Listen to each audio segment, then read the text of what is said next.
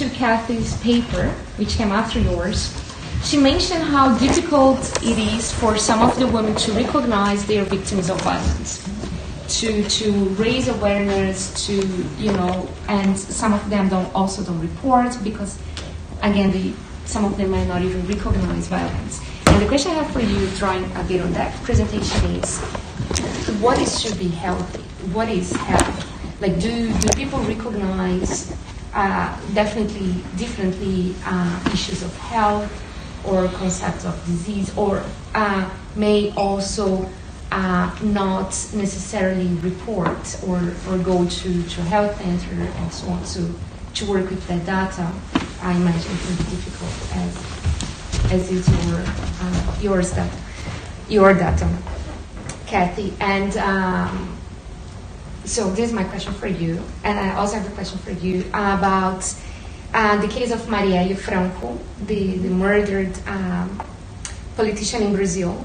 And this is more maybe a methodological question, how it is to be in the field and protect informants and researchers in a context where becoming a feminist or talking about violence, talking about women causes violence, and you may be murdered for fighting this battle.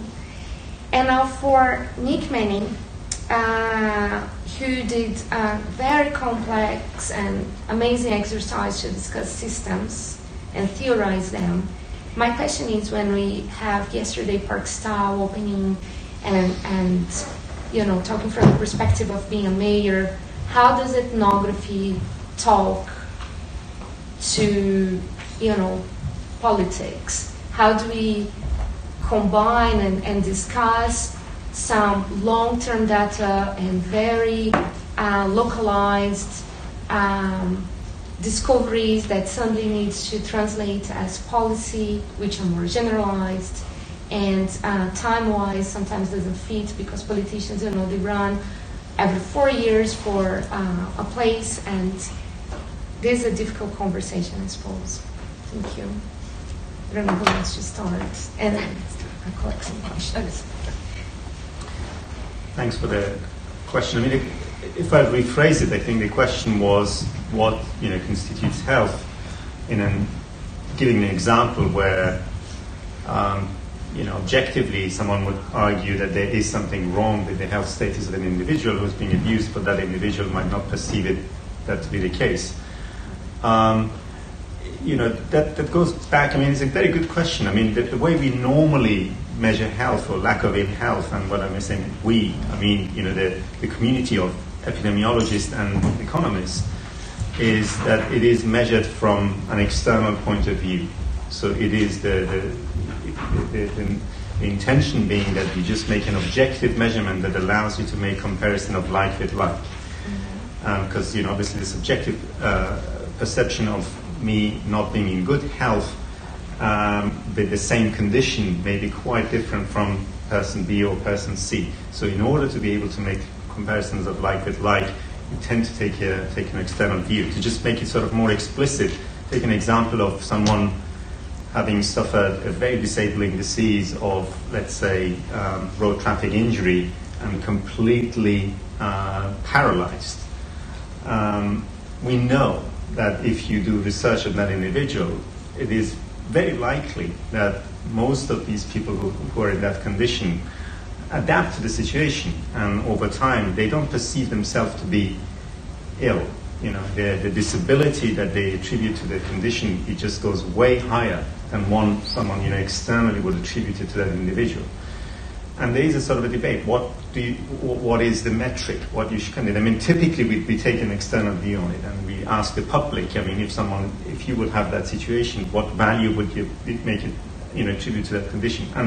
But obviously this is a problem. I mean, it might be that in certain cases that taking that external view leads to a situation where actually things that should become to surface, such as violence, don't. But this goes beyond my expertise to just offer solutions to that. Thank you. Thank you, Andresa. I think it's a really important point in terms of Marielle Franco. What I would say is that we had a team of local researchers at the university and also in Marais when we were doing the work in Rio, who were very much situated in the community. Although the organisation wasn't explicitly seen as a feminist organisation, whether or not that's related to what you're asking in terms of, if you publicly recognise yourself, identify yourself as a feminist, whether that is dangerous, I'm not sure. I think in terms of what happened to Marielle Franco, it raises a lot of questions.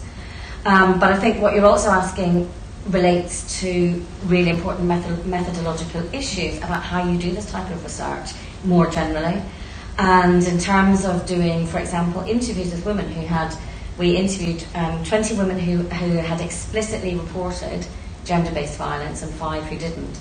The 20 who explicitly reported it, we did it through the feminist organisation, and they had already sought and received help from them. But we also had a counsellor on hand for every interview, and also for the focus groups that we did, because we did it in the buildings of the organisation. And this actually the caseworkers insisted on. We didn't insist on this.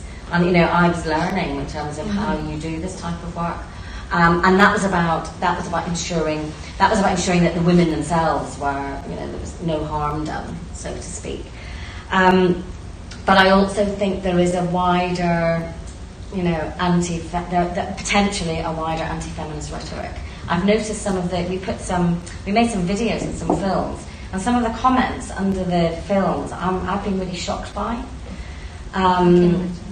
People saying, well, why are you working just with women? Men get beaten up too. And a lot of stuff like that, which I'm using really, really bad language. I was thinking, gosh, there's a lot of anger.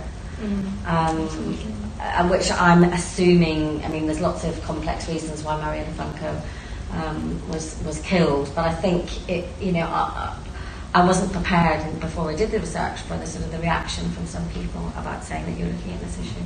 Yeah. Thank you. So sorry, Yeah, just a couple of quick comments. What's ethnography got for the local politician? I think one of the advantages, or one of the uses of ethnography, is to try and put flesh on the bones of findings and to bring alive people's lives. So I think that can be useful for politicians. Generally relate to people and not to statistics. So I think that it can furnish a kind of explanation, or at least making it understandable why something is related to something else. And I think that's it can also unfortunately run afoul of that. And one little example is that when the picture where everywhere's been knocked down, we have a paper which has just been accepted by Public Culture, it's an anthropology journal, which and I hope this is Chatham House rules here. The PI, my co-PI, School of Public Health in China, tried to get me to suppress this paper because it's critical of the way that the Shanghai government, if he'd actually read it carefully, what we say is it's amazing how migrant workers cope with this and the way we're interested in their coping mechanisms. In fact, they come out as very resilient in the city, but he couldn't see beyond our criticism of the government. And we had a very unpleasant and tense 3 months this winter when we refused to back down, and we have refused to back down, and we are publishing. So ethnography also leads to political reaction. It does. Do we have any questions from the audience?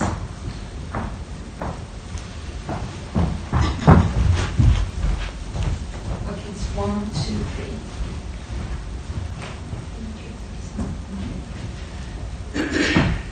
Hi, my name is Sarah Burke. I'm a DPhil in anthropology here at Oxford.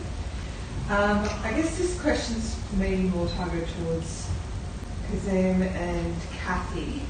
I think a lot of these investigations tend to look at the problem and understanding the problem, and then things like solutions are sort of tagged onto the end as future work. I was wondering if you were also doing research into the other side of the coin of the absence of risk and what leads to that. So the absence of chronic conditions and the absence of domestic violence rather than just what causes it. Is it okay if we get 3 questions? I just want to say thanks to everybody. My name is Monique.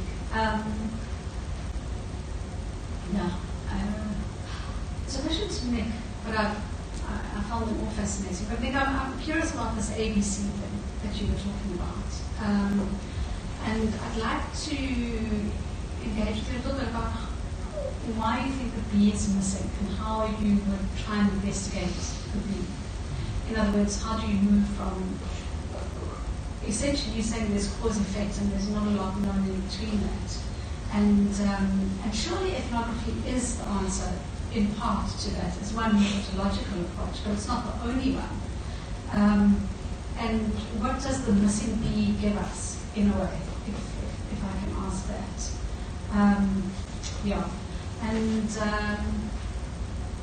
And I think, the anger around that men have in response to some of the gender stuff which exists is, I think it emerges from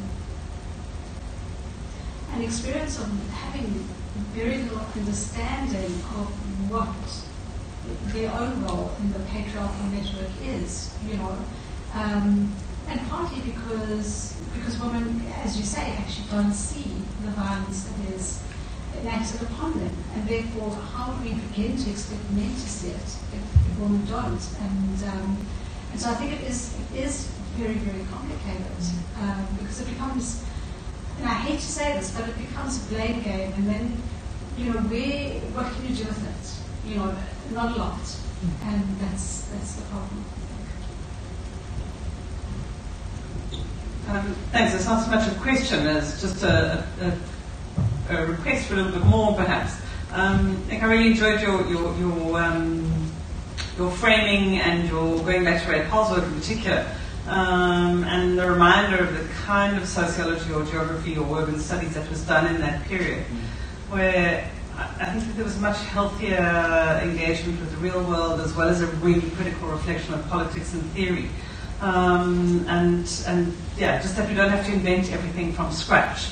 That quite a lot of it is actually there, and we need to reframe and recast that. So that was a gem for me. Thank you. And I wondered, in that vein, if you could just tease through a bit, just open up. Maybe you can, maybe you can't. The link between what you would call mechanisms and the role of institutions. And I'm thinking about that particularly because when Kazem was talking, I'm very struck at, as health professionals begin to really engage, particularly those who are interested in non-communicable diseases, really do begin to engage what the urban means.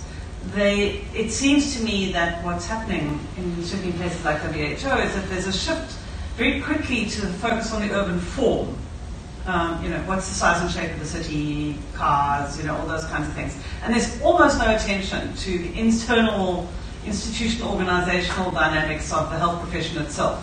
And the fact that we've actually now shifted almost completely to a health profession that's run by medically trained personnel rather than public health professionals who come out of engineering or something else. So what it does, I suppose what is niggling in my head, and I hope I'm being clear, not rambling, is kind of this question of kind of, as we go back to some of those earlier ideas, do we not also have to go back to some of the work on institutions, and how different is the work on institutions to what you're calling mechanisms?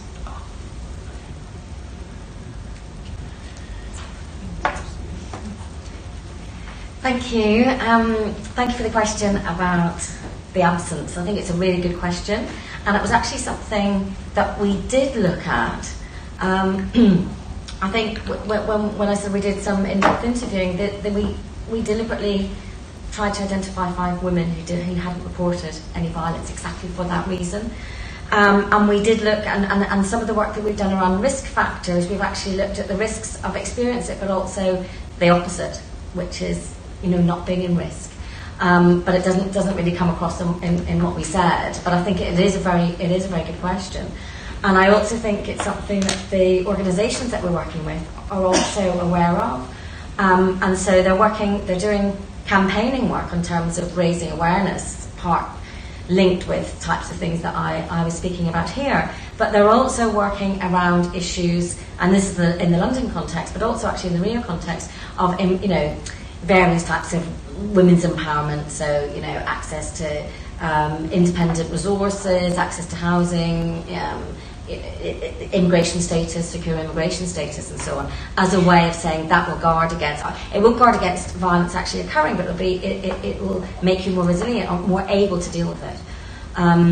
So I think it's a really good point to sort of raise that sort of the other side actually.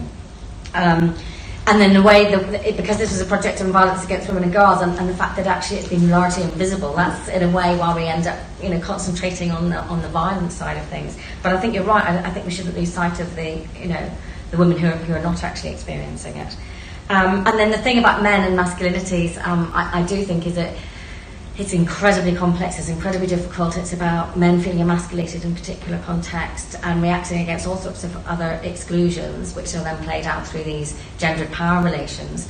And I think in terms of thinking forward and thinking into the futures, and you mentioned sort of intergenerational trauma, I think it is inevitably it's an intergenerational issue, and difficult. But thank you for raising that. Thanks. If I just add to the question about absence of risk, I think this is the question comes back to what is the best scenario that one can achieve. Obviously, it would be unfeasible to just imagine a world where no one would die of anything. So there must be some burden. And Nick referred in his slides to showing the burden of mental illnesses, the years lived with disability. I mean, the models that we typically take to just draw these plots is to just make an assumption. If today this is what we have, let's say, burden of mental illnesses in certain place, what would be the absence that is achievable? And that could be then again defined in different ways. What is, technically achievable, and what is pragmatically achievable, and these are sort of the different thresholds that people tend to set, and through consensus achieve it something that probably the absence of the risk, the best case scenario that we can achieve would be burden X or Y, and essentially do the difference calculation of it. I don't know whether that answers your question, but there won't be, just take an example of more proximate risk factors such as high blood pressure. We cannot even theoretically assume that risk could be abolished to zero. And that essentially those models will be taking into account what would be what is the best place that has achieved it, and you can essentially say, well, if that is the best case scenario, let's go backwards. Yeah, thanks. Just two quick comments about the ABC. What's the middle one? I mean, you may disagree with this, but I think urban form is essentially a social product. It's a product of social relations, so we have to understand those social relations. There is kickback, the physical environment does constrain certain kinds of social relations, and generally in this literature, whether it's architecture, planning, or epidemiology, people refer to the urban as in its social form, really. They're not talking about drains and streets and so on. So my answer to you is we're very weak in this area. I think social sciences, particularly sociology, economics is off on its own little trip. Sociology is a weak subject now. It's been very poor in the last 20 to 30 years, really getting a grip of some of these issues and theorizing and doing something about it. And we should be better at it. So I think that the really understanding of social dynamics is difficult. A very simple example: people live their lives in groups. We know, for example, that ethnic minority status, this is in London, for example, and mental illness are very closely correlated. If you come from an ethnic minority background, hugely elevated rates of schizophrenia. But it's not quite as simple as that. If you actually look at the context in where you live, if you're actually an ethnic minority member living in a predominantly ethnic community, your risk factor goes back to normal. It's those ethnic minority people who are living, for example, black people living in white areas of London, have hugely spiked risks. So it's not something about that person being a black person. It's about their social lives and the context in which they live. And that's only, we've known for 20 years this relationship. It's taken ages and ages and ages, because sociologists are not involved, for people to suddenly dawn on them that there might be an intervening variable. And that we need more of that. That's what I'm saying, really. But it's not there. I don't have an answer. We need more, as we always say, more research, but we need more sociological research. Quickly on Ray and the role of institutions.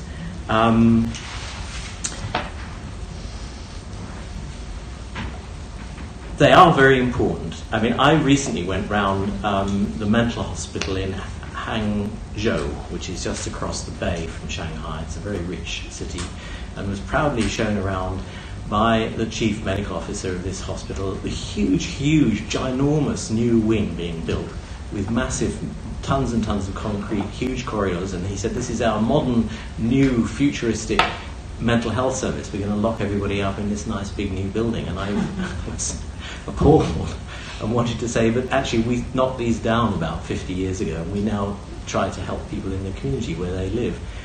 I mean, that's an institutional factor. That's nothing to do with money. It's expensive to build these things. It's irrationally expensive, but that's an institutional factor. Run by doctors, neuroscience approach, and that's what happens. Too little social view in my experience in terms of health policy there. Yeah, I think the other point I make is that we live in an urban society, or with a set of mechanisms and explanations which are much ridiculously individualistic. We've all bought the neo-con view that we're atomic individuals bouncing around in our statistical models. I'm sorry about that and so on, but we don't. We actually need to understand groups of people, not individuals. And you can't do that in epidemiology because it's all based on the individual as the unit of analysis. You don't have a survey of groups. So what are we doing about it? And what we promised at the end of our project, and I'm sweating on this now, we promised we would come up with a new epidemiological surveying instrument at the end of our project, informed by sociology, which would actually address the real world. And I do wake up in the night worrying about this, because I promised something I'm not sure how I can deliver it. Can I just quickly comment on that note? Very quickly. Because this is, I feel like, as a sort of an epidemiologist, there are certain assumptions are being made that I can make at least a brief comment. Actually, epidemiology is not the science of individual analysis. Fundamentally, all analysis in epidemiology are group-based analysis, unlike prediction in engineering that looks at individuals. So just I leave that in the room of kind of discussion. I'm sorry, I misrepresented you. I know what you're saying. Okay, thank you very much. We should really have a coffee now. And then we are going to go for another panel afterwards. Thank you.